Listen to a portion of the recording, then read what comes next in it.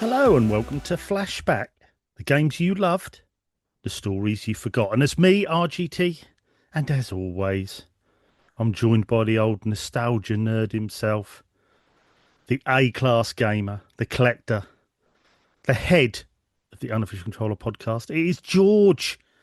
How you doing, George? Are you Oh, liking these intros? I'm struggling under the weight of that intro. That was No. big. That was something that I personally probably don't see myself as. But if you do, I Mhm. shall continue to be that man in your eyes.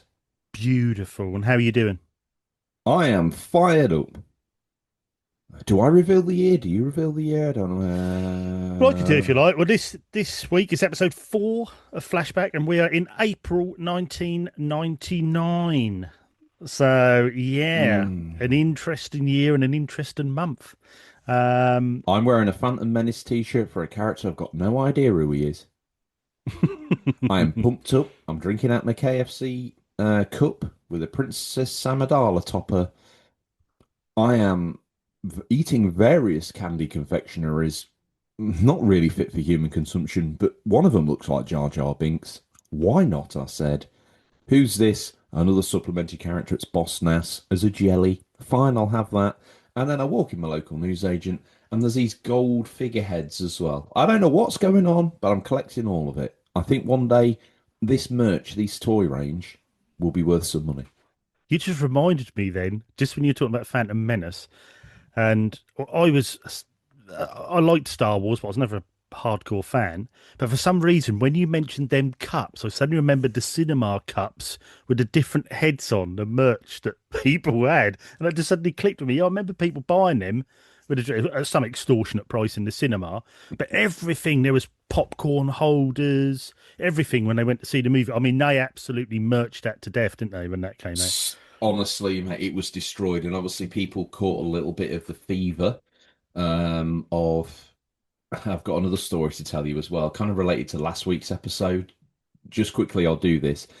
I was in the car the other day and I was reminded, I was listening to that Flashy B episode. We were Hmm. talking about 2004, and it Yeah, reminded me a friend of mine bought 4 copies of San Am, thinking four. that, yeah, this is in 2004, bought 4 copies of San Am, thinking that he could then scalp people because it would sell out.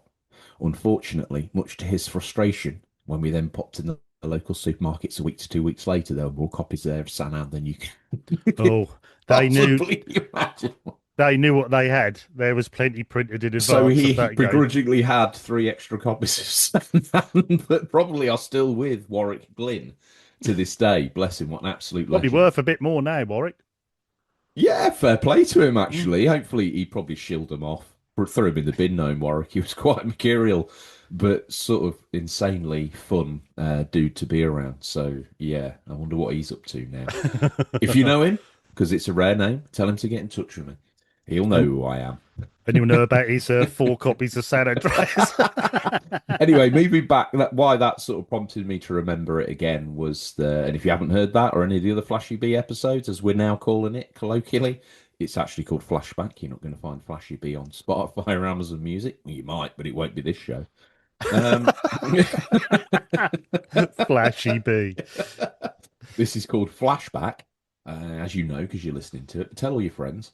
There was a lot of noise around Phantom Menace, and people went and bought all the toys up, thinking, much like the original Star Wars, these would be worth, a lot of value. But it never happened for the Phantom Menace toys. Still to this day, what are we? Probably the same Oh, distance really? between 77 and 99 as we are between 99 and 2025. We must easily be the same distance between 99 and when Oh, we. so because obviously I'm not into the toy scene or anything like that, so they've never reached Oh, they that sort were of. when Toys R Us first stopped it. You see scenes in America. I can't really speak for the UK. We're much more civilized, darling. We probably just politely trip somebody over, but people were Yeah. like literally busting to get in, and they were coming out with the toys like, I don't know who these characters are because the film's not out yet. It was that kind of buzz. It was exciting, and as you said, the toys, the sweets, the t-shirts, the bubble bath, I'm sure we all had a Darth Maul bubble bath at Christmas that year. That ended up becoming a figurine on our shelves. What's that? Is that a figurine of Maul? Yeah, don't pick it up. It's bubble bath. Wish I'd filled it with sand. Made by matey. Yeah, it would have been something like that. There's always So those. why do you think the toys didn't get so expensive? Is it because there was more of them, because there was a big mass hysteria around it, or the Yeah, there was rarity? when I don't know how this has become a retrospective on the 1977 release of Star Wars and its associated merchandise, but they didn't actually manage to get any of the toys out. They didn't have the ability to get them out in time. So what people were able to procure for Christmas of 1977 was a like a card slip of a coming soon type scenario that, as soon as the figures became Oh, available, they were sent to you in a card stand pack, I believe. oh It's the wow. wave of the first so many. Obviously, some crazy kids have still got these things sealed or whatever. There's probably an insane value attached to them. It's probably a load of rotten melted cardboard, plastic inside, but thoughts there. Um, Wow, Anyway, I so never realised did that. that create the buzz? Did the lack of anything being around create a buzz and therefore create a wave of toys? Also, don't forget, Star Wars was like an era-defining moment, a little bit like the Beatles. You kind of had to be there. We were fortunate enough to live within the shadow of it, but probably weren't cognizant within the launch of the original movies or movies. I was for Jedi, I know that for a fact. And anyway, Hmm. sidestep and a No, half. it's just interesting to go on the toy front and yeah, different bits and pieces, Well, especially one of from. my secret passions that I have well buried since the toy collecting scene went crazy is I have got a lot of toys also. Mm, yeah, That's never one thing. I've got a couple of things from when I was younger. I've got the sort of the die-cast original A-Team helicopter and a few of the figures that fit in there, and a couple of bits like that just from nostalgia from childhood. But other than that, I've never really got into collecting toys at all, really. Oh, dude, here's a confession. Turtles playset, sewer playset, the van, the blimp, Ecto 1, Ghostbusters Fire Station, the full range of the toys. All loose, I don't collect Cool, any you got the toys. Ghostbusters fire station. Oh Wow. yeah, yeah. Got Starcom, a load of stuff from Starcom, Mask, Boulder Hill, most of the main ships from that. Bucky O'Hare, all the ships, the only real things that ever came from Bucky O'Hare because we never got the righteous indignation, which is what I one day will call my boat when I get it because that's an absolutely kick-ass name. Um, what else do we have? Muscle Men, a load of street sharks, got a Wow. load of the Any He-Man? dinosaur spin-off, a load of He-Man, Castle Grayskull, Thundercats? some OG Thundercats, but I have got some of the newer bits and bobs, some of the collectible bits and bobs for that. The kids were mad into it, so I just bought it and gave them it. They're running around with a £40 lino figure. I don't care. Uh, I remember in the day I had a Lino figure, quite a big one, and used to have the battery pack on your finger, and you used to push it in his back, and his eyes used to light up. I had that. I wish I yes. still had that. Well, we've Yeah. got one of them somewhere kicking Have around. you? Oh, Yeah. awesome. We got a couple of the real Ghostbusters Ecto backpacks and the trap. No, We really? we haven't got the trap, but we've got the I really wanted the trap, but for some reason I look at it now and it's like completely skyrocketing in price. Got the little ectometer that clicks on the side of it. Got a Oh, no load of way. the blasters that put the guys on the wall and you kind of find Nerf darts, soft projectile nose darts at them with a little blaster. Honestly, the amount of toys, G1 Transformers, obviously, a load of You can Star start your own Wars. retro store up. I know, but I can't because they're my memories. I can't sell my memories, can There's a I? lot of And memories there, son. more 80s town classic 80s space Lego than you could possibly imagine. If that's endeared me to you in any way, listener, or forced me further out of your solar system gravitational pull, let that be what it is. They're Well, let's slowly move. rotting in the loft as we speak. Yeah, let's move on to some games then of what we would have been playing, or Mm. would like to have been playing in April 1999. The one top of the list here, I'll take. It was on Microsoft Windows, but I played this and its two counterparts on the Amiga, which was this is Championship Manager 3. Mm. Predominantly, I played the original Championship Manager and then Championship Manager 97, I believe it was. But I mean, oh, they were such great games. Absolutely. You know, you'd had sort of management games on consoles, on sort of Mega Drive and bits, but they never had that depth and scope of what you'd have on your home computers. Um, And yeah, Championship Manager was the hours and hours. My mate got so good at it. He used because they had all the real use listed on it as well. And obviously, you'd get update discs and bits, and Yeah. he would like pick out youth players. He'd always take a lower team all the way up through the leagues, and he would pick out youngsters. And he picked out Matthew Everington, who went on to be a Premier League player. There was another guy at Spurs he picked out. He went on, and this is when these were 15, 16-year-olds. He'd picked them out and trained them up, and all these players did come to fruition from what he'd done with the game. So it's obviously Well, there was they a were really guy. tracking younger players. They knew what the players were at these clubs, even though we didn't ourselves. They knew who all these younger players were. There'd be, you know, names and TV personalities now, one would imagine, if you Yeah, think yeah, about when that game came out. they're all retired and had their careers and. Mm. Some weirdos are still playing their games in that game in a shed. Yeah, but there was, I know I've said this on our other show, Unofficial Controller podcast before, but there was a guy up till, I don't know if he still is, he was still playing his original save of Championship Manager, and Ooh. he was on Twitch, yeah, and he was like in 2097 or something, and was yeah, had played like yeah decades of the game. So all the players would just be randomly generated names then, one would imagine, I years suppose they ago. would have to get to a certain level once the update discs had finished that they're just I would random love to randomly. be able to get that and record like stories of like the greatest players within his team over that 100-year period, like these big stars that came and went That's a in his good own point. Yeah, imagination and within the game's sort of device. Like there's a player that came from nowhere, he picked him up, he signed him, became played for the club for like 15, 20 years, went from like youth player to captain, captained his yeah, country. His name's like, I don't know, Ralph McCheesel or something like that. And it's just yeah. That'd be you could amazing, wouldn't it? See the do like a stats. CGI story of him as well, growing up in, I don't know, Manchester or something like that, on some like terrace street, get an AI thing of a kid playing with a football, and then like bring it in like 2100 or something, and then bring it forward. Well, I That keep would be thinking now I've got a monitor set up on my recording desk where I am now, and I've also got I picked up the A500 when it came out. The little, obviously it's not an Amiga. You're not allowed to say it's an Amiga by copyright, but anyway, we all know it's an Amiga 500 Mini. But I've got ridiculous. I know it's mad, but I've got all my games installed in that what I had back in the day on an SD card or on a memory stick, sorry, and I've got Championship Manager on there, and because it comes with a little tank mouse as well. So I keep thinking, Mm. do I set this up and play Championship Manager again, and just sit at my desk, boop, boop, boop, and just see if we can. Just that I music is would iconic, and yeah, Getting my Atari ST from that era set up would be difficult, but I'd love to get like an A500. But the thing is, I'm not clever enough to put the games on it myself because I would just want like Space Shuttle Simulator, B-17 Flying Fortress.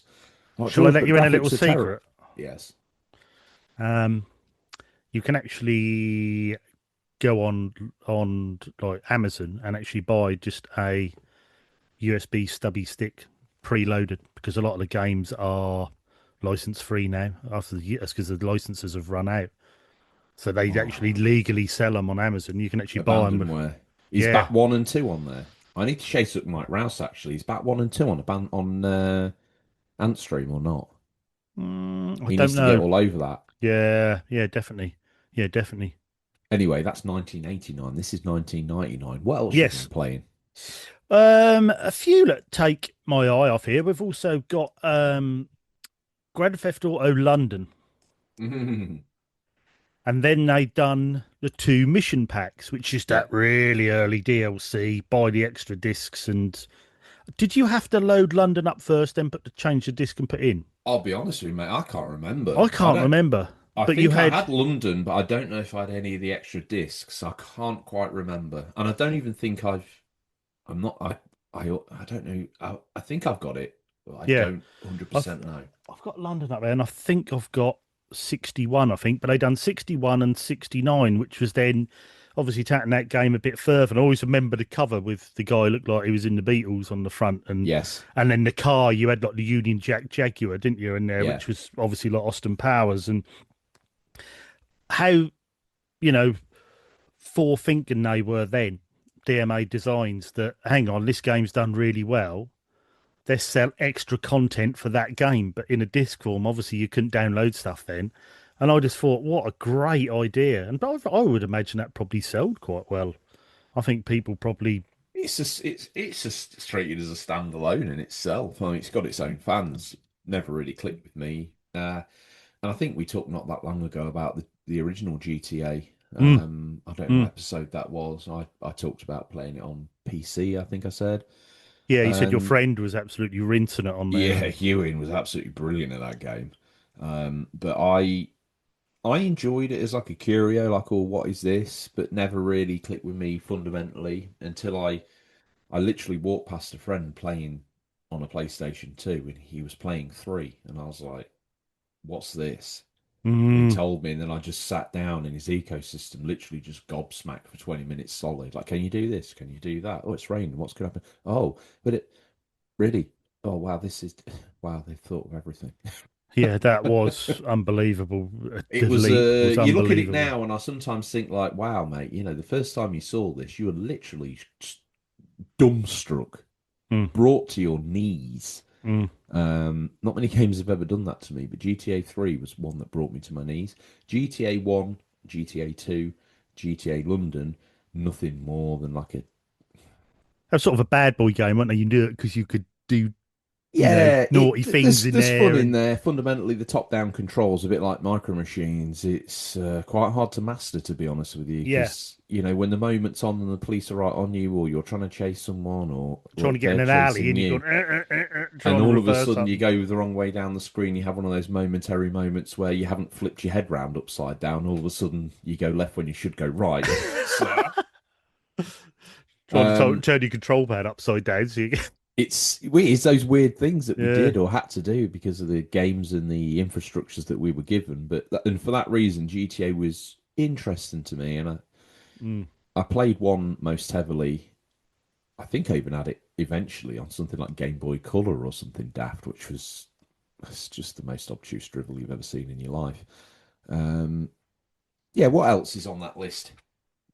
Or do you This want is me to slap you up well, the back no, of the I'll legs with a go to couple this of next mine? one because I think this is probably more for you anyway, which is Legacy of Kain Soul Reaver, Hmm. Hmm. which I've got, I believe, on the Evercade. Oh, I've you got got the the re-release? yeah the double pack on the Evercade, which I still need to really get into. But obviously, I remember you quite enjoying this game back in the day. Yeah. Um, so what were you playing this on? I played this on Dreamcast, but have Oh, gone okay, back to retrospectively play it on PlayStation 1 as well. okay. Um, Dreamcast was probably the sort of definitive version. Was it the better version? oh, good God. Yeah. By a long stretch. That Mm, game on there looked beautiful. Color palette, graphical mm, fidelity. Don't get me wrong, right? It's still incredible on PlayStation 1. But my goodness gracious me, if you want to experience it, obviously get the remake now, but or play the Dreamcast version, I would say. But the PS1 still is great. It's obviously got a little bit more of that sort of weird PS1 sort of triangle textural jank to it, which I think adds to some of the allure if you're into that mm, ecosystem. I've yeah. recently seen announced a fishing Shenmue type mashup that's been sort of paraded around on the Holy Trinity, such as Push Square, etc. And that's got this sort of Yankee, sort of alias look to the side of the graphics. It's got like a Shenmue kind of style to it, and that's Yeah. very much got my interest peaked. But to that reason, I think that Soul Reaver on the PlayStation 1 has enough of that going on where it's got that look to it. Now, as part of the graphics at the moment, let's talk about the sound design. Absolutely brilliant. Let's Yeah. talk about the level design. Absolutely brilliant. Let's talk about the story and the way that your powers evolve as you go through.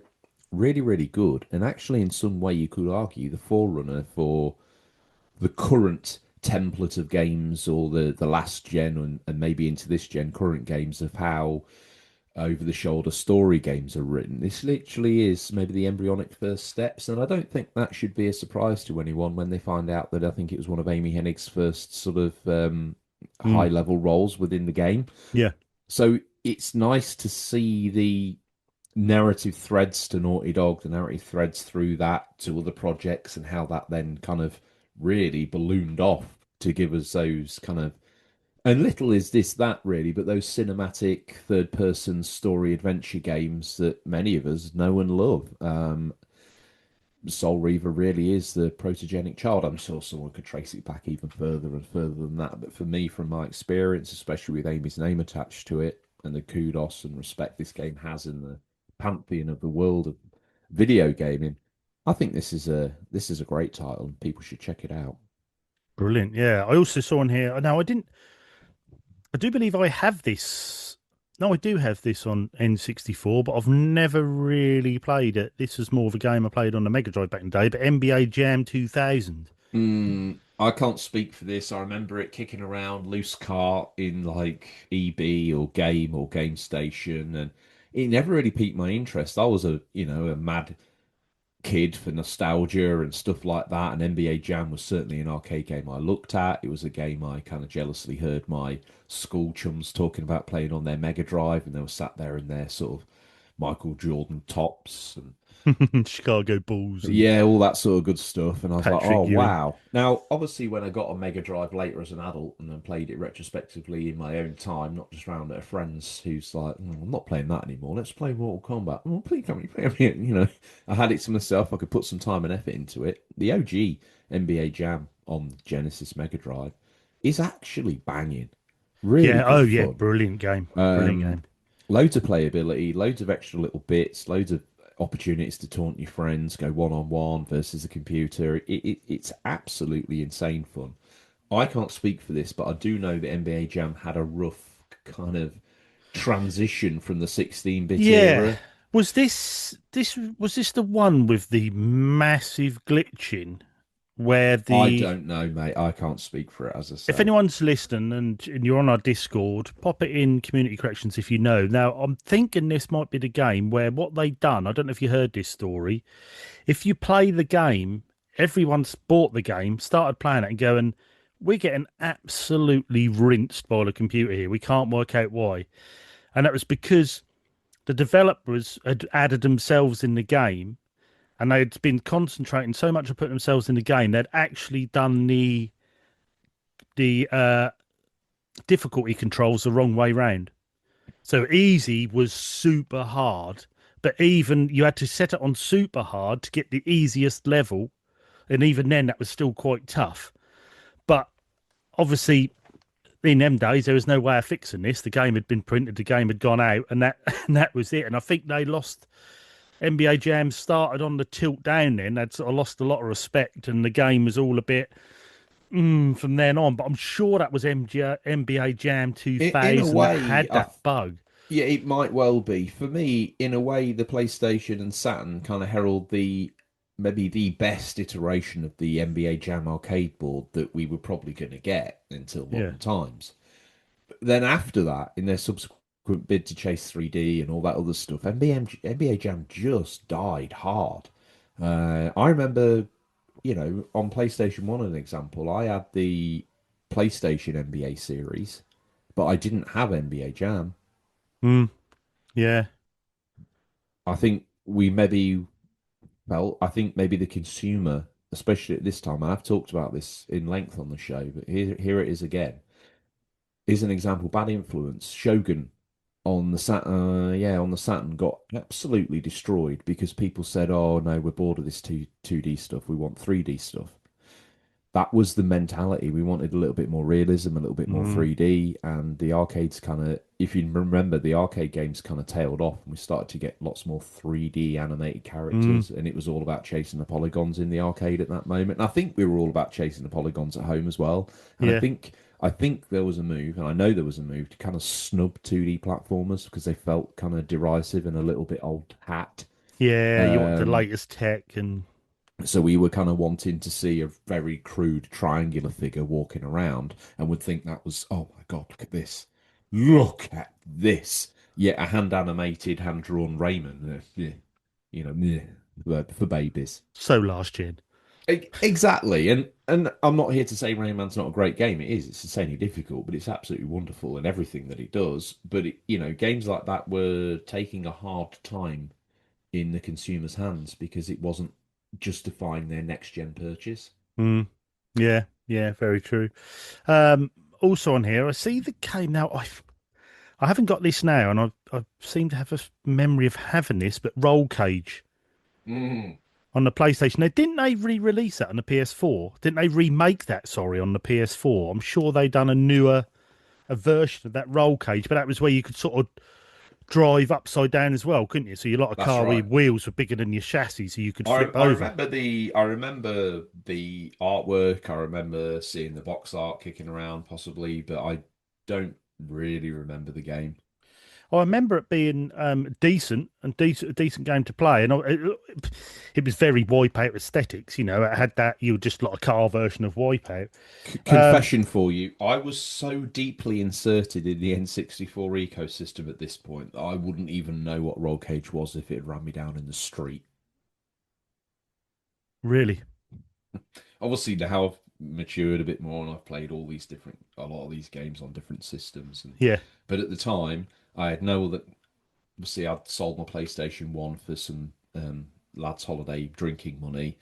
I'd then gone without a console until I got ill, and then as part of my rehabilitation, I got myself an N64, mm, and then kind of just through probably laziness or whatever, just pursued that as my main gaming platform. mm, Much to my annoyance at times mm, because there weren't any bigger boy games on there, so you had to make do with what you had. But the industry was a little bit more immature in terms of that, so you know yeah, you took Mario 64 for what it was, as you do now. I took Ocarina of Time for what it was. That was the game I'd have been playing at this moment. I think I was, drawing a line under my playthrough of that when I picked it up in November. It'd see me all the way through to now. mm, I, I mean, what can I say about that game that hasn't been said? I mm, know to a modern audience now, turning up to it blind, they'd be like, "What is this?" mm, But to me, even now, that even the Kikiri Forest, that little village that you start in, I can hear the little plucks now. Mm-mm, mm-mm, mm-mm, See, this mm-mm. is how Ba you feel ba about ba ba this ba is ba how I ba feel da about ba ba da ba how I da feel about ba Breath of the Wild do. because I obviously never played it, but I never played. Um, You see, and that's the reason why I bounce off Breath of the Wild every single time I pick it up. mm, It's got It's so stark. It's so barren. Yeah, I know there's other people in it, but initially, absolutely not. There's a strange bearded guy taking an sort of warranted approach and a strange young man wandering through his area. Odd. oh, I love that's why I love it. I love that being alone and out in the wilderness and fighting your way around. Brilliant. But anyway, See, I that's appreciate in Death Stranding, but I just didn't appreciate it in that for some yeah, reason. strange, isn't it?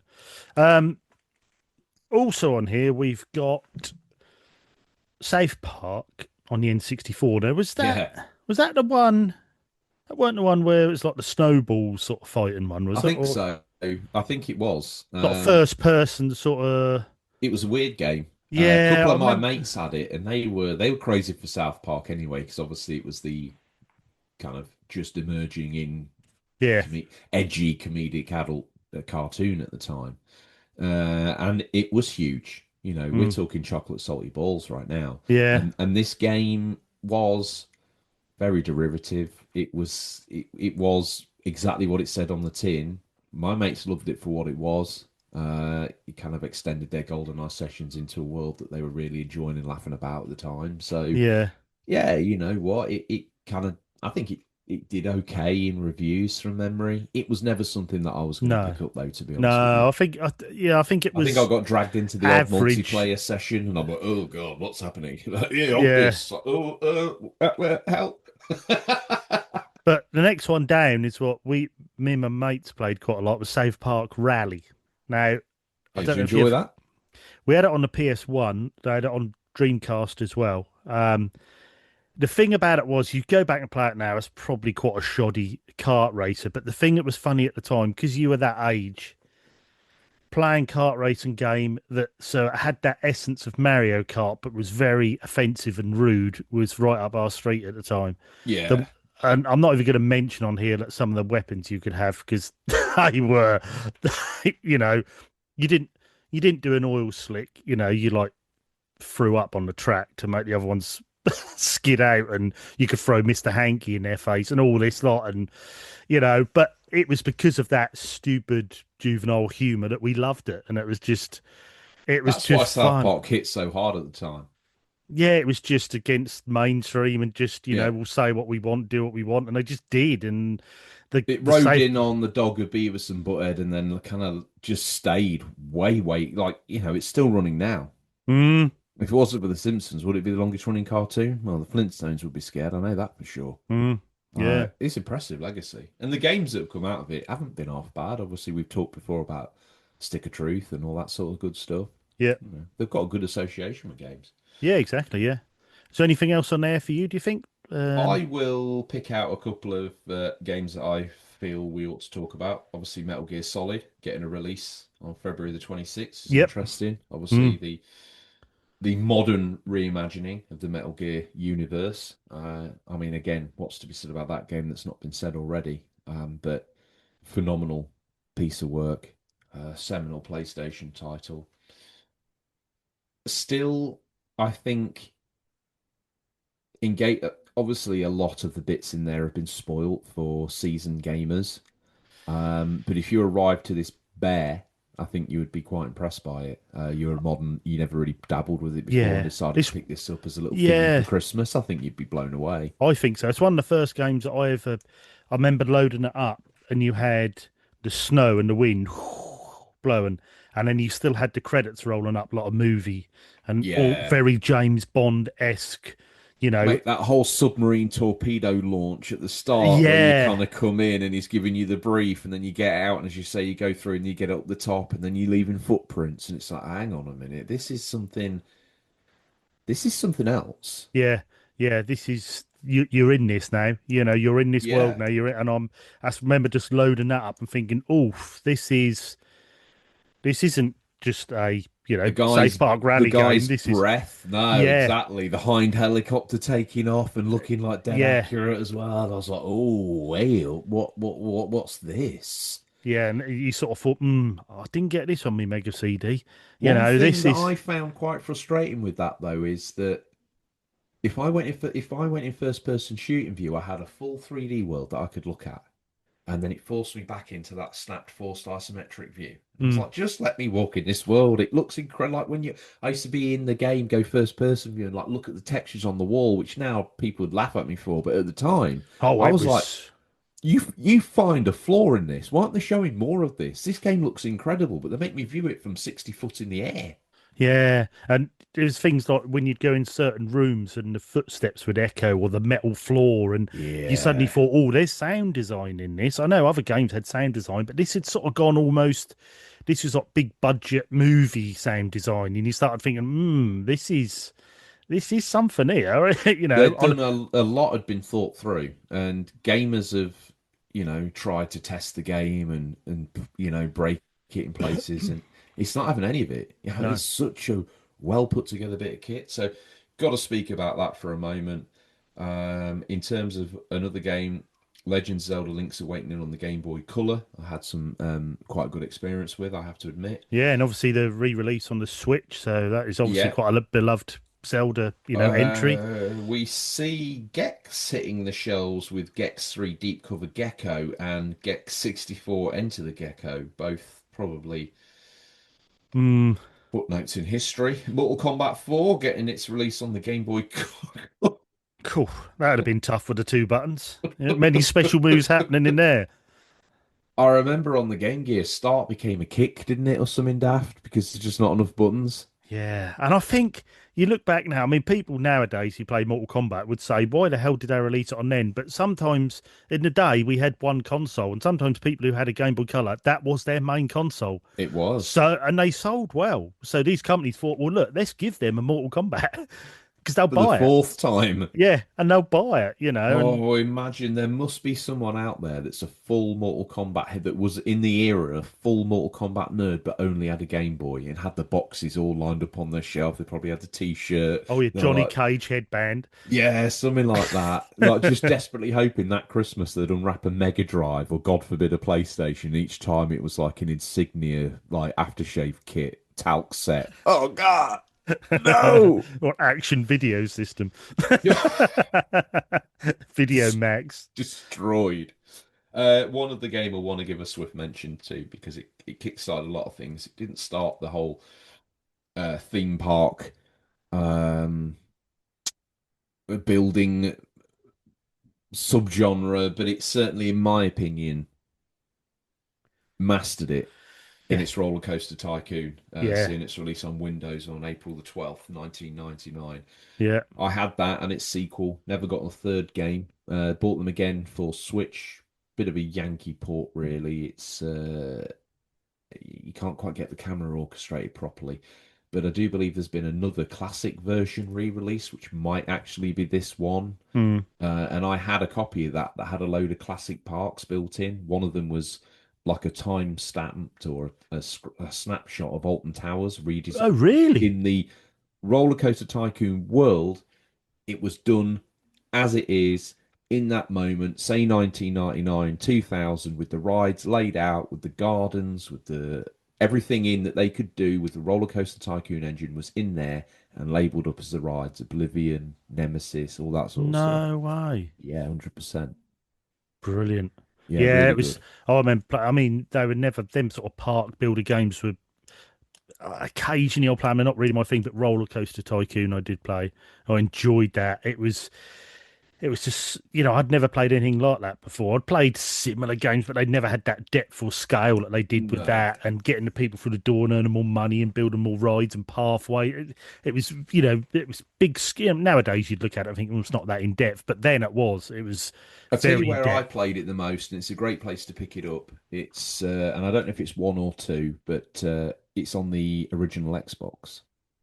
Oh, okay. I poured hundreds of hours. I was going to say thousands. That'd probably be an over exaggeration, but hundreds of hours into that game on there. Really. Yeah.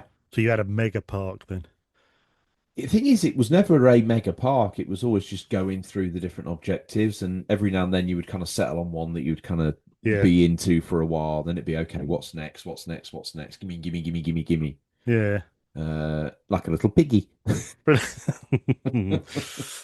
Well, I think that's drawing a line under what we would have been playing, or especially around that time. So I think we'll head on to the news. It's now time for this week's news. We've scoured the very darkest areas of the interweb and gaming magazines to bring you the news for April 1999. First up from EGM magazine issue 117, and this is entitled "Oh My God, They've Killed Tiger Woods." Excuse my language, but it starts with "You bastards. If you own a copy of PlayStation version of Tiger Woods Wow. 99, yeah, PGA Tour, then you'll be surprised to find that the original South Park short, The Spirit of Christmas, is contained on the disc. It's not supposed to be there, but slipped, yeah, but slipped by and made it into the production version of the game. It was discovered when parents of a gamer found that it was on the disc. Apparently, he'd found it by putting the game in the family PC. Media outlets picked up the story first, and EA promptly issued a recall of the game. Apparently, Tiger Woods himself knew about the accidental placed cartoon before What? EA did. If you haven't seen The Spirit of Christmas and are easily offended, you may want to exchange your version for one without the cartoon.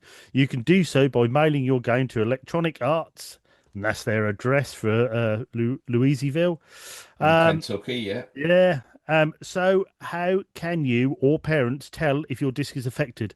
Pop your copy of Tiger Woods for the PlayStation into your PC and open it up. Go into the archive movie player in Windows 95 and open the file zzDummy.dat. And if it plays a movie called The Spirit of Christmas, then you have one of the affected discs. Warning, the movie contains material that may be deemed offensive to some viewers. Watch at your own risk. If you have a Mac, you can open it off the CD in QuickTime Movie Player, which makes me laugh that they've put a warning on there and started the piece with "You bastards." So, but yeah, how It's one of those strange is classic, that? weirdly written classic articles that you bring to us here at Flashback Mm. RGT, and even the article itself is a historic curio. I don't know what happened to me there, but a couple of things that made me laugh. So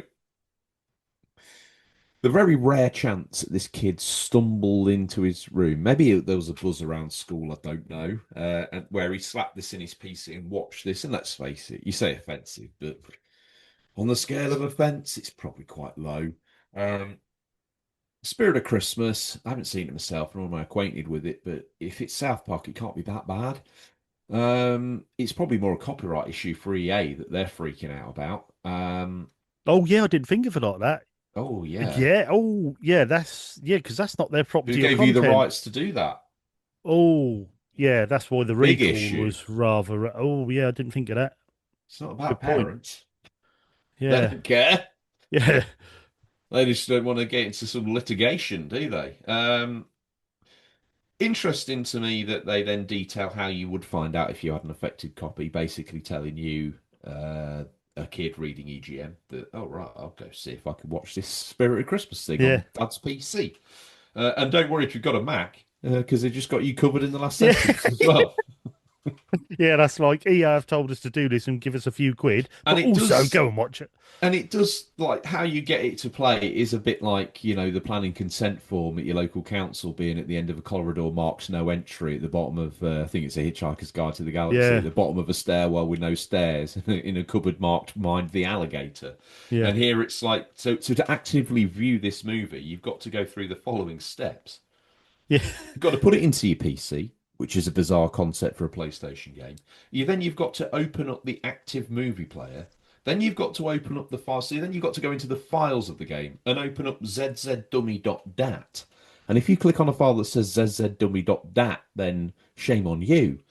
You've now clicked on that, and it's playing the Spirit of Christmas. I think after all those sequence of events, if you're still surprised that you're witnessing Spirit of Christmas, you're a bloody idiot. See, yeah, the thing also is, how is it in there? Is it a disgruntled employee's chucked it in, or It was maybe bouncing around the files within because it was just a bit of a laugh in the office at the time. Maybe they really enjoyed that little snippet of Spirit of Christmas and it kind of sat within the file. Oh, I've put that file in, have you? Yeah, great. Don't forget, EA were kind of in trouble around this period as well for um, programmers leaving things in because I think SimCity 2000 suffered from an angered employee leaving in some code within that game when you went into the 3D mode or something similar. Message in, but it certainly strikes me as there was a lot of hot water around at the time around mm, these files being left in, which I think actually was further flames were fanned when the San Andreas hot coffee leak came yeah, out. But again, to access hot coffee, you're yeah, operating in a sphere well outside 99.9999% of the rest of PlayStation players, I would argue. But, knock yourself out. and also Rockstar done the best thing because they started then letting people, they were quite open with letting people get into the code, and they'd even leave little trails. You'd go in there and then you'd open this file up you'd found deep in the code, and that would say, unlucky, you thought something was in here, didn't you? And they'd even leave little bits to wind up the code and had a little game with them rather than suddenly going all locked down and serious. Mm. They went the other way, which was the best way to deal with it, I think. But yeah, this is, and it's so strange to have a South Park Spirit of Christmas in a Tiger Woods golf game. I mean, it's so completely random and different. Did Um, EA have the South Park license at the time? I think it was actually Acclaim that had that. I think So there was Acclaim had no that. Yeah. there was no sort of cross pollination from my memory. Imagine Uh, imagine when the CEO of EA, someone just went in and said, "Oh, we've got a bit of a problem. They found a South Park Spirit of Christmas movie in Tiger Well, it Woods. wouldn't be You that, what? would it? The CEO would be sat there and some absolute yerp would be sent in. Like, who's the lowest ranking person in the Yeah, office? you tell him." It's the intern. Ugh, we've got a job for you. Just see his glasses come flying out the window. All right. Anyway, what we got up next then, George? Well, here we are, also from EGM. You've got the PlayStation 2. The countdown begins. This is exciting stuff. So Ken Katagari, the father of PlayStation, I love how he's deemed that even in 1999, shows up at an electronics convention and happens to be on a panel where a new multimedia processor co-developed by Sony Computer Entertainment and Toshiba Corporation is going to be the topic of discussion. Is it about PlayStation 2 or something else? Until now, few facts about Sony's next system were known, but that could change in the next few weeks because on February the 16th at the 1999 IEEE International Solid State Circuits Convention in San Francisco, Ooh. Sony Computer Entertainment and Toshiba will be part of a seminar to talk about a new processor, details of which will already be revealed in the convention's website. According to that page, it's a 250 MHz 128-bit multimedia processor with an integrated MPEG-2 decoder with floating 10-point multiplier accumulators and 4 floating point dividers. This matches early expectations of what PlayStation 2 will include, namely the MPEG-2 decoder, which would allow for DVD, movie, and storage capabilities. A second seminar hosted by Sony Computer Entertainment International and Toshiba, but without Katagari's name directly mentioned, will present a 250 MHz superscalar MIPS compatible microprocessor for multimedia and networking capabilities, which suggests that the PlayStation 2 will have networking functionality out of the box. Considering Sony Computer Entertainment's sole business, minus a few PC products, is the PlayStation, it's likely that this will be the first official word on the PlayStation 2 specifications. Mr. Kutagari's presence at the conference fuels recent rumours out of Japan about Toshiba's involvement in creating the processing muscle behind the next PlayStation. The spokesperson for Sony Computer Entertainment America told us when asked what category is there only to deliver a paper to convention attendees, and did not comment on whether his presence had any relevance to PlayStation 2. I see why you gave me that word salad. I don't know if I got it out of it intact. I think I you've done immensely well with that.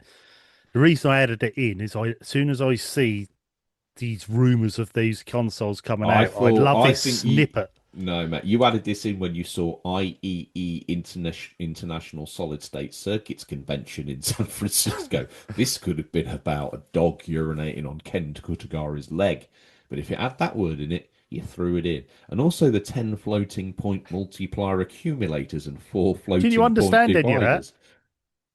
I was trying to decode it as I was reading it and sort of struggled, but I do believe that your EGM Hmm. are absolutely bang on the money with what they found here. I think Ken Kutagari's relationship to the event is significant. Mm. I think the 250 millihertz, 120, Deep breaths. Come on. Here we go. I'm done here. What do you think about this? Um, I think it's quite interesting in a number of points. The 128-bit multimedia processor. They were they were obviously then putting two and two together and working this out. But also, what I found interesting was the MPEG-2 decoder, which would allow for DVD movie playback and storage capabilities. And you start thinking, yeah, they're then getting wind that Sony might be putting a DVD player in this PS2, which obviously, as we know now, was an absolute masterstroke. But I love all these tidbits because obviously at the time we were all chomping at the bit to find out what this PS2 was all about, how powerful this PS2 is going to be. Obviously from the success of the first console. Um, so obviously the journalists were nipping at any convention going just to see if there was any little leaks. And then once old What I would Ken was say there, is, we're in 1999. The yeah, PlayStation's doing well. It's a difficult second album, which we now retrospectively know they nailed. But yeah, I think there would probably be a little bit of fear of transitioning from the successful PS1 to mm, the PS2 for Sony. Don't forget it's their first console migration, so this has to work. Has to work. yeah, And from the gamers in the playground at that moment, people are starting to get their chests out because, oh, Teddy over there's got a Dreamcast. yeah, Well, have you seen what it can do with Soul Reaver? yeah, Oh, whoa. This is serious. Sonic yeah, Adventure looks impressive. yeah. I'm not just going round to Little Timmy's to look at his mum anymore. I'm going round Little Timmy's to play on the Dreamcast. And plug in the modem. Plug in the modem. I mean, even that, even just going on a chat room on that felt, I don't know. Fantasy Star Online, things like that. You're just like, Mate, where you I getting that? spent hours on that game online. I had my little Dreamcast keyboard on the floor, and I'd be like, pick it up. No, come this way. Oh, dude, we used to go on raids on that all the time, and there was no voice chat. You just kind of imagine the person. Now, I was playing mainly with this character I've met. He said he was Irish. Who knows? Right. And his name was like Uta Revson. And for ages I'd follow him around saying, "Oh, what's Uta Revson? What's Uta Revson? What's Uta Revson? What's Uta Revson?" And then one day he's like, "Oh, it's Nosferatu backwards. I'm a big fan of like vampire movies." It's probably Harvey Retro or Johan for all I know. Yeah, probably is. And I was like, "Oh wow, this is incredible." And I think I selected one of the robot characters, and me and him would just spend hours on this thing. I'd get in. Is he there? Is he there? Where is he? Where is he? Oh, he's there.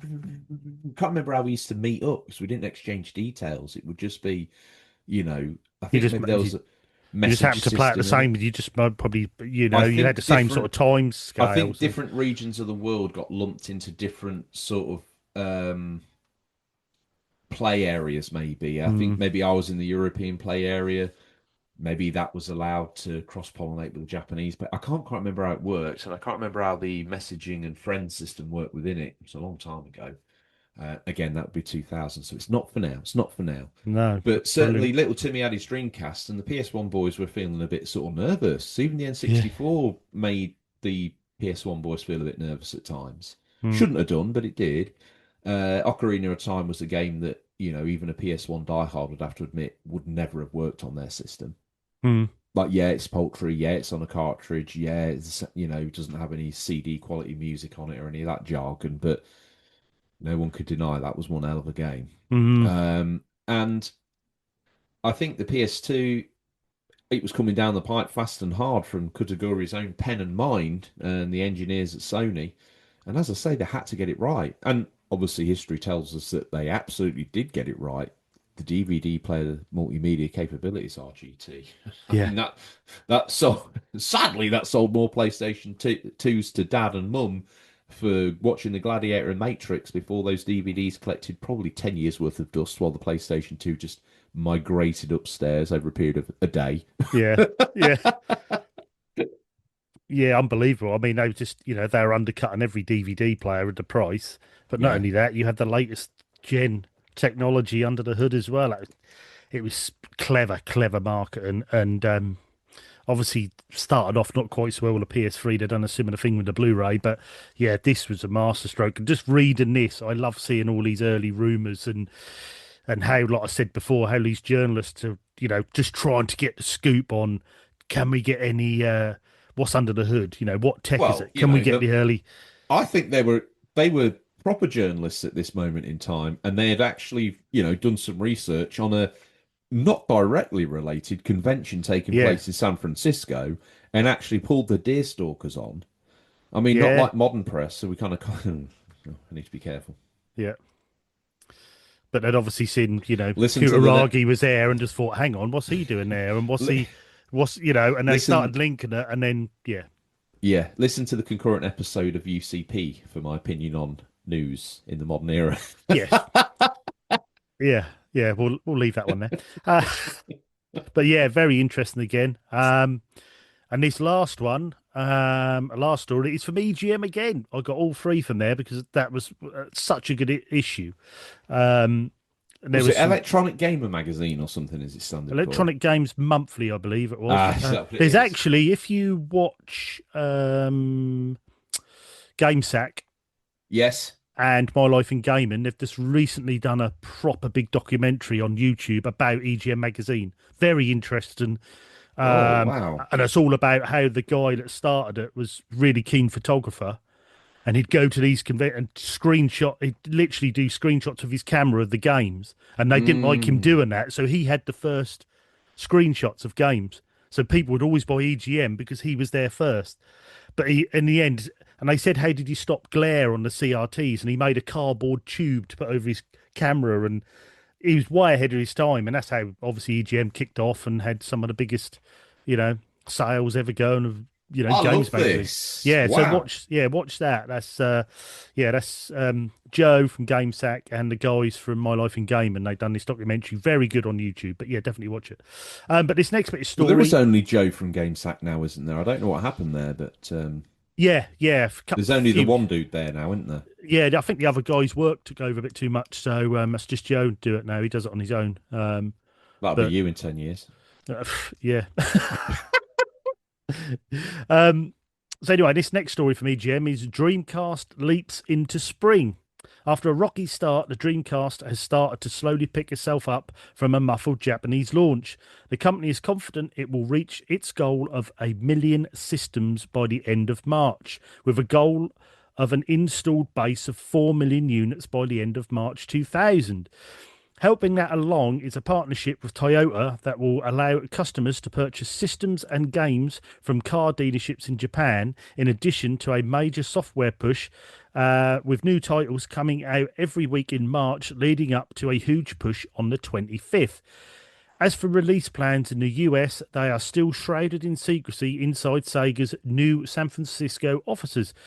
What we do know, as revealed by Sega Enterprises VP Tadahiko Hiroshi, not bad, is that Sonic Good. Adventure, Sonic Adventure, Sega Rally 2, Virtua Fighter 3 are definite launch titles. No big surprise, but what is surprising is the confirmation that Virtua Fighter 3 will be enhanced above and beyond the Japanese release.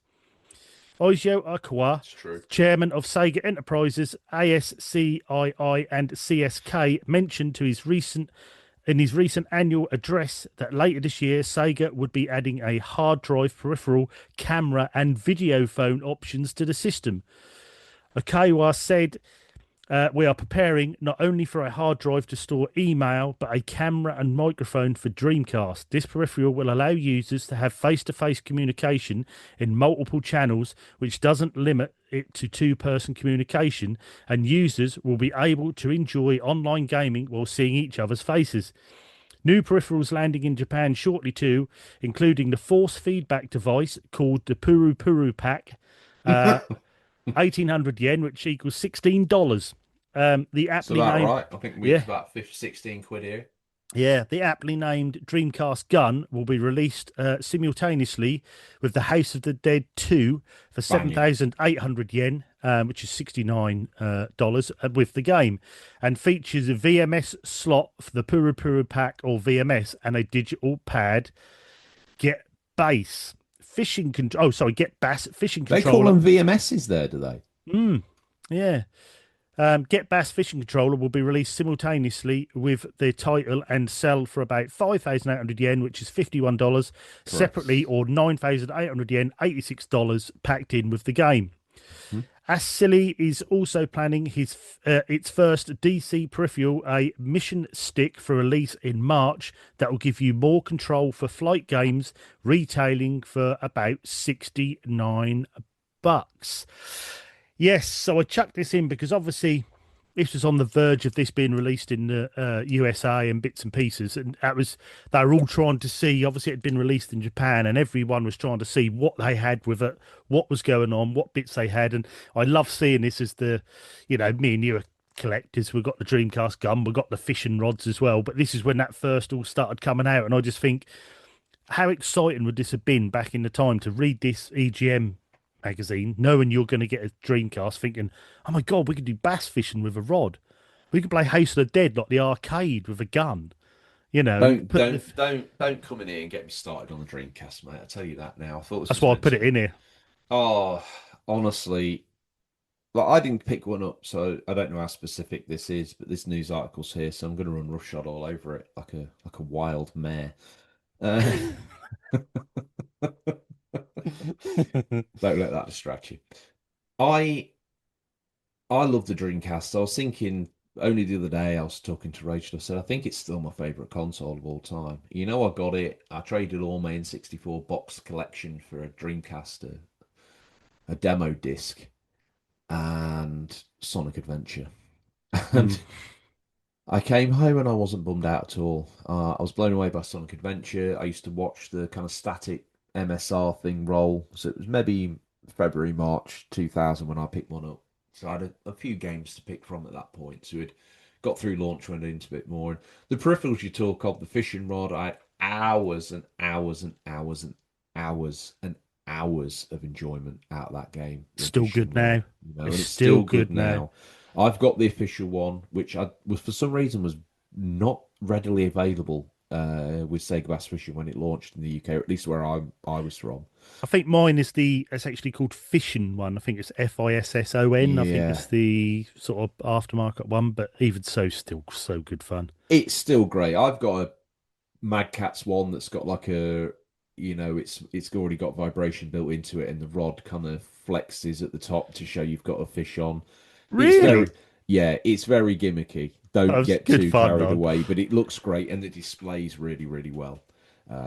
But I have also from somewhere, it might be US because it could be, but I've got an official branded Dreamcast rod as well, and that's a great peripheral. I prefer it to the Mad Catz one because it just feels right. The Mad Catz Yeah, one's got a lot going on. It's yeah. got a motor up the top for moving the rod, so it kind of sits weird in your hand. But nostalgia, I had to rebuy it. And I was buzzed when I opened it up, and it just looked exactly as I remembered it. The gun and House of Dead, I had the official gun. It's true there were slots in there for the VMU. I don't Mm, know why they call them VMS in this article, but whatever. Um, that alone, I could talk about for hours. The little games that you could get on that, etc. yeah. They talk about the Dreamcast coming and its connectivity to the internet. I briefly talked about that before with Fantasy Star Online. In this episode, we got a little bit distracted. This will be the episode of the Ramble, but go work with us here. Work with us. The thing I Um, like as well, because you always think with them peripherals as well, especially with VMU, you think, oh, you need the original hardware. But I bought that's the Retro Fighters Dreamcast controller, and you could pop the original VMU in that. yeah, So you got that new style, you know, I'm very sure, good. I've got a and green one, I believe. sure Roast Space Monk within the unofficial controller podcast community is probably a saint at this point.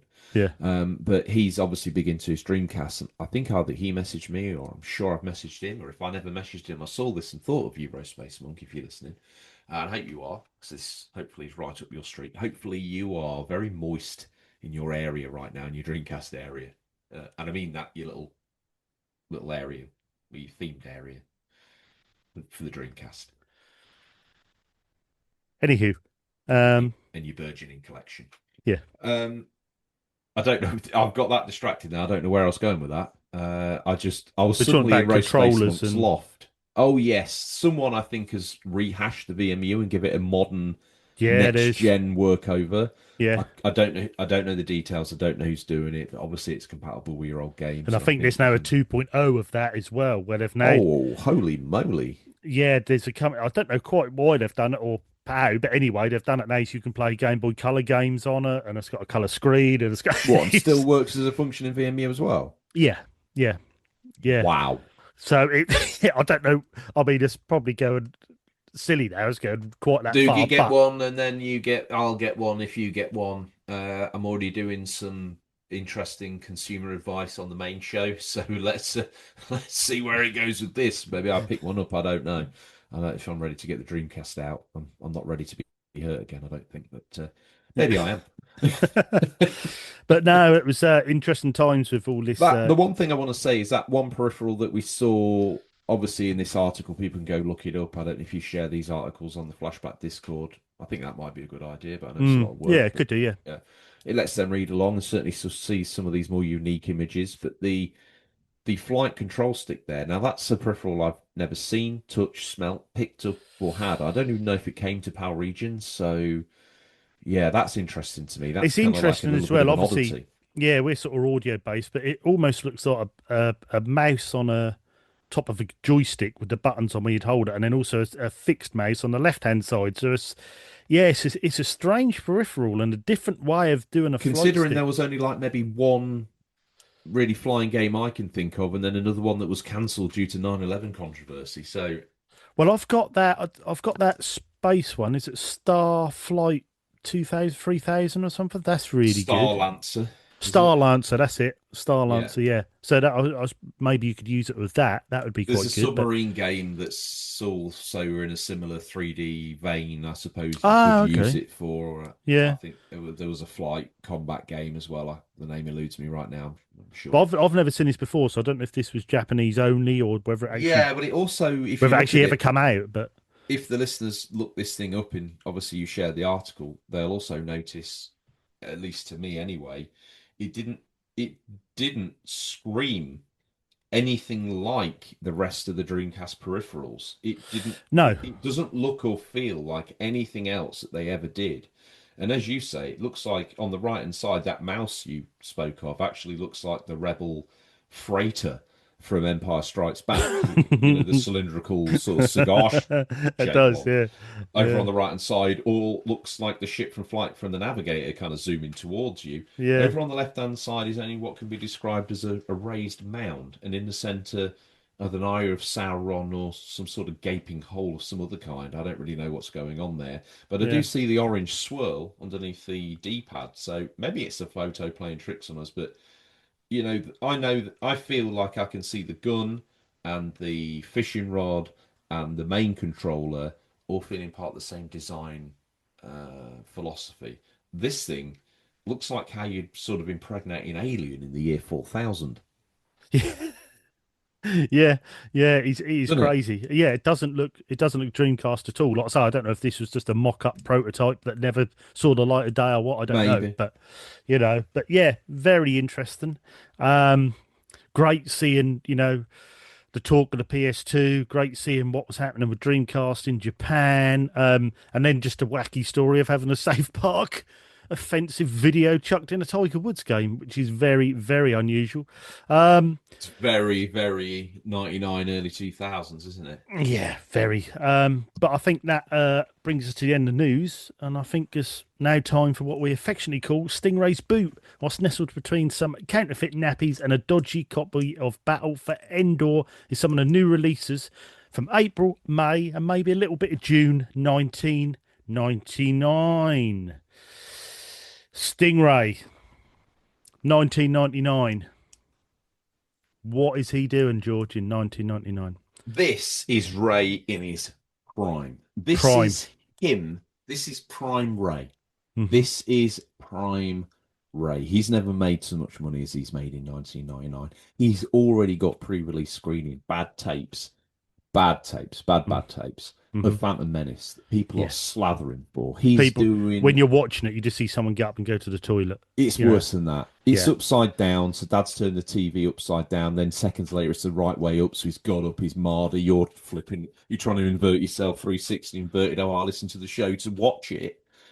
And then boom, it's back up again. But then halfway through, it's Star Trek: The Undiscovered Country. And then bam, snaps back after the pod race. What's happening? You don't know, but Ray promises you this is what you'll see in the cinemas. You can't get enough of it. He's also got a slew of Phantom Menace merchandise and memorabilia. His little son, Wayne, has come out with a Jar Jar toy that's got like an elasticated tongue on it that actually can grab little bits of paper. And he's frustratingly this is what kids do. He's absolutely larruping the living daylights out of your genitals, clothed, just trying to hurt you by kicking, by flicking your mm-mm. scrotum. Basically, he's that annoying little kid. You've got Yeah, him at arm's length because he's a wee man, only because he's a kid. He's not challenged in any other ways. He just needs to become an adult. You know, that's what happens here. mm. He's small, so you got him at arm's length, but he's still really lashing at you, and he's just getting you on the side, and you're looking at Ray saying, "Calm your kid down, for God's sake, Ray." And he's just looking and going, "Oh, he's wild that way, isn't he?" He's like, "Yeah, just give me the Phantom Menace and go." That's where we're at. Wow. Well, for me, it is prime. It is prime, Ray. But he's all over his two latest merch lines. He's got Millennium Dome t-shirts. The structure's a bit wonky, and it looks like he's drew it himself, but very good. And he's also got Watch Out for the Millennium Bug t-shirts as well. The world's gonna crash. They're Wow, all a rage at the moment. Everyone is worried about the Millennium Bug. The world is he's going to peddling shut the down. theories. Covering both angles, but he's also got his Star Wars merch, like you say. He's got a bit in the boot, and He's not daft, is he? he's just dressed. Oh, this is old merch, I think. Right? He's dressed Wayne up as an Ewok. He's like, and he's got a little what do you call it? Like a little spinny catapult. He's throwing rocks at everyone around the car park. Mate, you laugh, right? Jeez. You laugh. Police got called. You know the village hall's got like that glass ceiling. Yeah. it's opaque, isn't it? With the safety glass with the Yeah, wires yeah, running yeah, through it, yeah, so you can't yeah. quite really see. But Yeah. he lobbed Wayne dressed up as a Millennium Bug up there the other day during the WI meeting, and he kind of scuttled across, making weird noises. Obviously, Sting ran in. He was like, "Everybody, everybody, quick! It's a Millennium Bug!" And the women were like, "Oh God, get out! The Millennium Bug is Oh real! Run away!" no. Ran home. He went round, collected maybe 10 or 15 quid off each of them to exterminate the Millennium Bug on top of the village hall. Obviously, He's just one step ahead, isn't he? he is obviously PC. Can't remember his name. Season one content insert here. Make it look good. RGT edit in. Make it slip. He was furious. Okay, and he obviously chased Ray about. Got a little bit Dukes of Hazzard. Ray got air over the level crossing on the way out the village. PC, insert the name here, RGT from season one lore. Make it look good. Make it look like I remembered everything. Perfect. It's the best. If you're new to Flashback, check out the early episodes of Unofficial Controller podcast. You know what this lore is all And he about. kind of just handbraked. He didn't want a piece of it. He was like, I can't risk the suspension because the budget for Farmerton Police is low at the minute. And if this goes down, I'm reduced to the 1920s push bike. My legs are done. He's old boys, you know. Wow, there's some lore there. Anyway, let's see what Ray's got in the boot. But yeah, if you're I interested, used to blame Tom for the law, but I you went deep then. I You wonder went now deep if then. I was the law. Maybe this is like yeah, parallel universe stuff here. Mm. Um, but let's see what we would have been hoping to play anyway. So a game here that I've always been quite intrigued with. I know it's got Oh, launched. RGT, Yes. you as the lead in Flashy B, you do need to say because there's been clamour Oh, for it. yeah. I can't even remember what it is. Spring stop. Wow, Oh, whoa. no, yeah. Spring stop. Wow. Whoa. Sounds ridiculous. Did I used to say keep it in? Yep. Every week. Um, yeah. So a game for me. I've always been quite interested and still are interested in picking this up, although it's quite an expensive pickup nowadays. But this was released in North America, and this was Luna Silver Star Story I see that printed complete. in the boot, you dog. And I just like that big PS1 sort of case that they done. That was what was it? Designs, weren't it? Working Designs done that, weren't it? Translation for that over to America, I think, and that was a lovely looking game, and still is quite a collector's piece for the PS1 collector. But yeah, I've always been interested in that. I thought I wouldn't mind picking that up. Micro Machines 64 Turbo. Now, I never played Micro Machines on the 64. Did you, George? Yeah, I think I did So actually. was that like 3D or?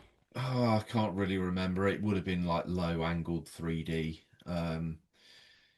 Maybe I didn't have it, but I definitely saw the cart again everywhere. It was always in the Hmm. sort of, the budget section, getting kicked around the floors of shops sort of scenario. So yeah, I the last Micro Machines game I had that I bought was probably the one that came out on PlayStation. I bought it because I remember the tabletops and things you drove over in that at the time looked Yeah. photorealistic, Yeah. especially on a CRT. So I was like, oh, look at me driving over this. Oh, look at those beads. Absolute loser, but there's a confession if you want it. This is not good for me, flashback. I basically confess all the sins that I atoned for as a teenager, child, sort of No, young no, no, adult. you ain't got to confess. That was what it was at the time, wasn't it? Do you know what I mean? It was you'd look at that and just think how wowed you were by it. Now you look back at it and think, oh, but I've still got it, and there's a little bit of charm to it. I can't ever find the copy I had. It was literally just labeled up straight as Micro Machines. The copies I've tried to acquire since, it's been hits, it's been this, it's been that, it's been the closest I've got is the one I've got now, but it's still not the one I had. It's got this weird border on it, and it's like, just give me. so is that on the PlayStation? Is it? Yeah, I know I Yeah. had this with none of this drivel on it, and I can't find that just original vanilla version. It seems like they didn't have it for that long before they started sticking promo codes and weird Mm, stuff all over the box art. So mm, annoying. I yeah, think I'm it's trying. is it not Micro Machines V4 or something like that? Micro Yeah, Machines 3D. yeah, V3 one. That was at That's V3, I it. think. That's Yeah, it. and then they did try that Micro Maniacs, didn't they? But that didn't quite. That was run and game, wasn't it? It wasn't quite Nothing as ever quite hit as good as the no. Mega Drive ones, if I'm honest with you. What else are you taking out the boot, or is that you, fat, dumb, and happy? Well, one I am because I've put a few different regions in here because this was sort of the era where people started importing consoles and importing games, and I saw this, which I thought was a bit of a curio, was Metal Gear Solid Integral. Which doing a bit of research turns out it was Metal Gear Solid released in Japan with more content, I believe, which then later on went to be in 2000 the PC port. So whether that would be worth looking into that and what the differences are, but that seems quite interesting and something I'd like to play. I think. What about you, George? Um, of the games on this list, I'm mildly intrigued, and I had this game back in the day with Pokemon Snap. Pokemon Mm, Pinball's a banger. I think that's the one with the built-in vibration yeah, I've module got that you put that. a battery in the Yeah, put a top. little That's battery pretty in. cool. Pokemon Blue coming out on the Game Boy. I mean, that's not to be overlooked. We talked earlier. I waffled earlier about iconic first entries or people's things that cannot go unwanting. I don't think Mm, in its terms of its mention and the strength of what was going on here. 1999 with Prime, SMTV, CD UK, Pokemon, cartoon, all that sort of good stuff yeah. going on. Ant and Dec, Cat Deeley. Holly Willoughby when she was just a normal person. Probably same for them all, to be fair. Um, what's that on? N64. Rugrats Scavenger Hunt, probably going to be a nostalgic memory for a few people. But the game I'm Yeah, actually going to take home, the actual game I'm taking home, is Star Wars Episode 1 Racer. I thought it might be. Um, it's a game I have a hell of a lot of nostalgia for. N64 was a bit of a dead system in some ways in the UK. You saw a lot of the licensed good stuff going on the PlayStation. It had the ability for the CD, all that good stuff. But Episode 1 Race was a serious win for me on the N64. I got it later in the year because I don't think it released in the UK until around the time of the movie, maybe after. But it was banging. The music was great. The ability to recreate the Buntareve Classic, although you don't get to play the full Tatooine race circuit until you finish the game, BTW. You only play the shortened version until you finish the main game, or probably put the cheats in, you little scallywags. Um, but yeah, I thoroughly enjoyed that, mate. And in terms of what I'm taking home, I'm not even going to deny it. I'm picking up Phantom Menace, and the older I get, the more I love that film. Um, it certainly shines in the light of two, and for me, it kind of usurps three in many ways. Obviously, it pales to four, five, and six. And you know, anything else apart from Solo and Rogue One that came after that, and maybe Force Awakens, I got a little bit soft spot for. But those other two films, don't bring them near to me. Don't show them to me. I don't want to see them. I don't want to know anything about them. I don't want to acknowledge that they exist. Don't make me do it. But anyway, I'm taking Phantom Menace, a time when innocence was pure, a time for yearning and want, a time for a frustrated Star Wars fan to feel like he can rock a Sebulba t-shirt and not get laughed at. A Mm. time for a guy to think that he might call his first child Anakin. A time a time before innocence was taken from us and over commercialized, because even the commercialization of Phantom Menace is now nostalgically quite enjoyable. Everything that came after that just felt I was being force fed crap I didn't want, like a foie gras goose. Yeah, no, definitely. So is that And I your don't think I've woken up from that distorted reality for the last at least 20 years. still in it? Let that be a reflection on society. It is not right. Got damn serious there at the end. So is What that movie are you taking, RGT? what movie I'm going to have? I'm going to do probably one of my favourite films in 1999, and I'm going to have Payback with Mel Gibson. Love Oh, that film. Yeah, great film. that's Yeah. cheeky. Mm, yeah, that I was might out see this if year, I've and got that. yeah, I think I might have it on VHS somewhere, but mm, Oh my goodness gracious me. Get a yeah. cheese board out. I'm horned up. What film are you having, then, George? Phantom Menace. Oh yeah, sorry, you did say Phantom Menace, didn't you? Yeah, Yeah, yeah. yeah. He said he's got a new version of it, one with less Star Trek in it. So I'm intrigued to give it a go. Interesting. last time he told me that, though, I ended up watching basically just the original Battlestar Galactica pilot. Well, Yeah, he sees me coming a mile off. Each but week he's got he has this that new power to version. convince you, though, don't you? He has that power to Ray's an convince you. absolute legend. He's probably the best salesman on planet Earth. Definitely, definitely, without a doubt. I mean, I'm sitting here in a Millennium Dome t-shirt, so he I like the sold. way he's positioned the dome. I think it Mm. does a lot for your sort of aesthetic. Well, if you actually look closely, I think he's upturned an enamel sausage pudding basin, and he's put a couple of bits of Meccano around the outside. And But just from a took a picture distance, of it. yeah, and from a distance, it looks like Millennium Dome. To be fair, I mean, great job, Ray. Great job. You know, so fair play. But yeah, I thought it was Trace Ray's bra just exploded. huge cup. Just the underwire just flicked up in the right angle. That'll do. Stay still, love. T-shirt Perfect. sales. Yeah, Yeah, RGT will wear that. If he yep. don't buy it some Millennium Dome, I'll tell him it's your bra. He won't get it on his body quick enough, Trace. Right. On that note, that was April 1999. Great looking, as you always. Great looking back at the games and the stories and how these stories are Mm. written in the era. And the What we, confessions of frustrated podcasters. yeah, exactly, yeah, and still a hate he has for a certain two movies. But yeah, it was good. Really enjoyed that. Great, like I say, great looking back at that early whispers of the PS2, what they were doing with the Dreamcast in Japan, and just like I say, that silly story of South Park on Tiger Woods, absolutely brilliant.